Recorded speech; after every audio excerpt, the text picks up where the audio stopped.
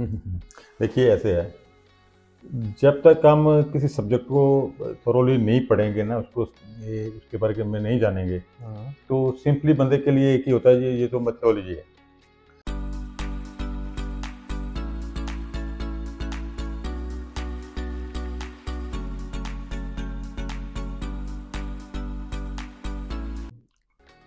Sir जैसे कि ना आज के टाइम पे मतलब कि सोशल मीडिया पे यही सब दिख रहा है कि लोग सक्सेस के लिए ना कोई वास्तु फॉलो कर रहा है, कोई न्यूमरोलॉजी कर रहा है, कोई एस्ट्रोलॉजी देख रहा है। मतलब इस सब का लॉजिक है या ये सब मिथ ही है सर? देखिए ऐसे है, जब तक हम किसी सब्जेक्ट को थोरोली नहीं पढ़ेंगे ना, उसके बारे में नहीं जानेंगे, हाँ। तो सिंपली बंदे के लिए एक ही होता है, ये तो मेथोडोलॉजी है। हम्म।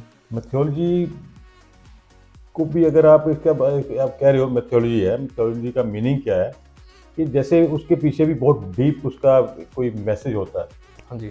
जैसे आप रोड के ऊपर जा रहे हो, हम्म। हम्म, तो वहाँ पे साइन बोर्ड लगा है, वहाँ पे ये भी लिखा हो सकता है कि left turn, right turn. Yes.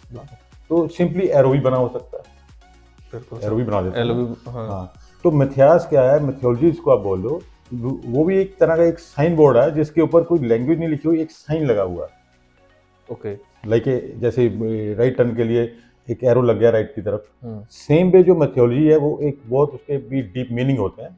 वो स्टेट पे मतलब जो उसका मैसेज होता है, हम वो मैसेज नहीं समझते, लेकिन उसी बात को पकड़ के एक उसको ना एक एक जोक में ले जाते हैं कि ये तो अच्छा ऐसे कैसे हो जाता है, ये तो मेथोडोलॉजी वाली बातें हैं, मिथ्यास है, तो दिस इज नॉट पॉसिबल। मतलब क्या नेचर इतनी उसकी डेप्थ है, आप उसके बारे में कुछ भी नहीं जान सकते। आप we are human being, we are the smallest part of this universe, yes. है ना। बेशक हम we are connected to this whole universe, हम उसी का पार्ट है, लेकिन एक जैसे like a drop of water, वो पूरे ओशन को, एक पूरे समुद्र को नहीं जान सकती।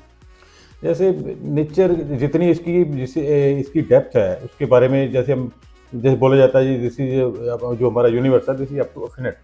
Yep.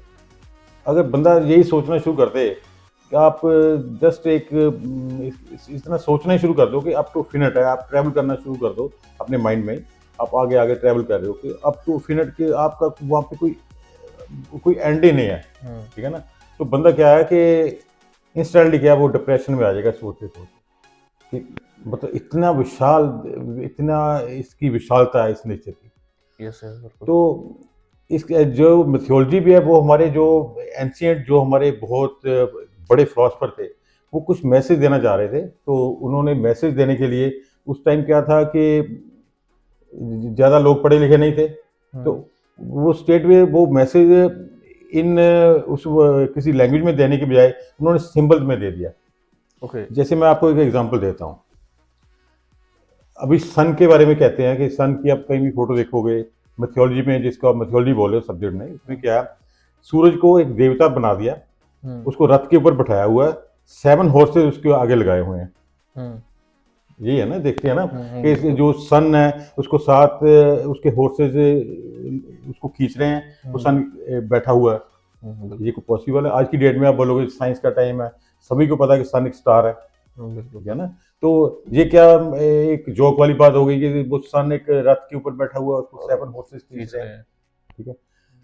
इसको बोलोगे मेथोडोलॉजी है, लेकिन इतना इसमें डीप मैसेज है, इतना डीप मैसेज है, मतलब आप उसको उसकी गहराई में उसको जांचने की कोशिश ही नहीं कर रहे। वो मैसेज क्या था? मैसेज क्या है कि सन एक सोर्स है लाइट का, बिल्कुल ठीक है। और वो जो लाइट है उसके आप जो लाइट को, जब भी आप लाइट को ब्रेक करोगे, एक सिंगल रे को भी आप ब्रेक करोगे, वो उसमें 7 कलर्स होते हैं। बिल्कुल सर। जो 7 कलर कौन कौन से होते हैं, वो होगा आपका सबसे पहले रहेगा वायलेट, यस।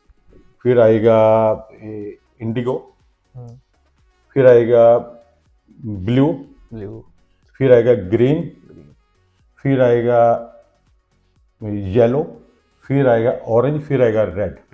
ये 7 कलर आ गए, 7 कलर। ये सीक्वेंस कहीं भी जहां भी लाइट होगी, इसी सीक्वेंस में वो आपको ये 7 कलर मिलेंगे। और यही जो 7 कलर्स हैं ये रिप्रेजेंट करते हैं 7 फोर्सेस को। ओके। जो रथ के ऊपर 7 फोर्सेस वो उन्होंने कह रहे हैं ना, उसको सूर्य को 7 फोर्सेस वो खींच रहे हैं। बिल्कुल। 7 फोर्सेस, 7 कलर्स, 7 शेड्स। ओके।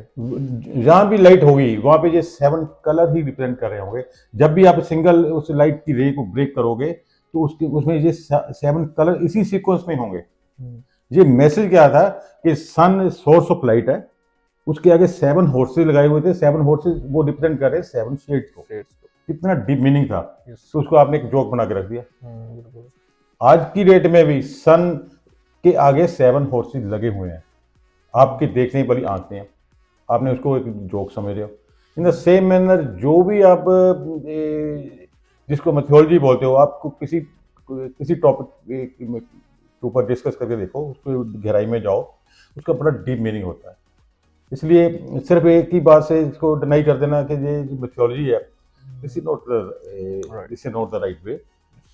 तो एक्चुअली क्या है कि कोई भी मैथोलॉजी, कोई भी इज्म आ जाए, कोई भी धर्म हो, वो यही कहता है कि आप नेचर को फॉलो करो, नेचर को फॉलो करो। और मतलब ये जो सब्जेक्ट है जैसे वास्तु आप बोल रहे हो, इसमें भी क्या करते हैं हम, नेचर को फॉलो करने की कोशिश करते हैं। नेचर को फॉलो कैसे करते हैं, इसमें जो हमारा इसका मैग्नेटिक फील्ड है, जो इसकी लैंड की ग्रेविटी है, जो उसकी रोटेशन है, उसी के अकॉर्डिंग वो स्ट्रक्चर हम डेवलप करते हैं। क्या करते हैं, नेचर को फॉलो ही तो कर रहे हैं ना।